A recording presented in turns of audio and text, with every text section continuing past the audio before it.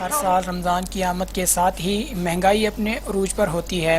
اشیاء خوردنی کی قیمتوں میں کئی گنا تک اضافہ کر دیا جاتا ہے اور حکومت کا اعلان کردہ رمضان پیکیج دھرے کا دھرا رہ جاتا ہے۔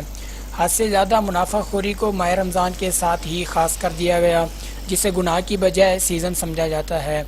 ماہ رمضان سے چند دن قبل ہی بازاروں سے غذائی اشیاء غائب کر دی جاتی ہیں، اور یہ صرف اس مقصد کے لیے ہوتا ہے تاکہ ماہ رمضان میں غریب عوام کو تکلیف میں مبتلا کر کے ان کو منہ مانگے داموں فروخت کیا جا سکے۔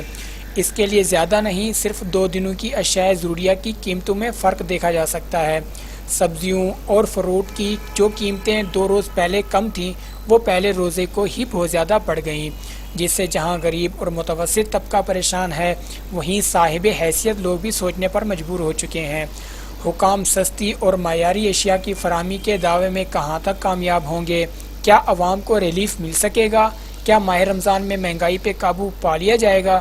ان سوالوں کا جواب چند دنوں میں از خود واضح ہو جائے گا، مگر سوچنے کی بات یہ ہے کہ غیر ہمیں اتنا تنگ نہیں کرتے جتنا ہم مسلمان خود اس ایک مہینے میں دوسروں کا جینا حرام کر دیتے ہیں۔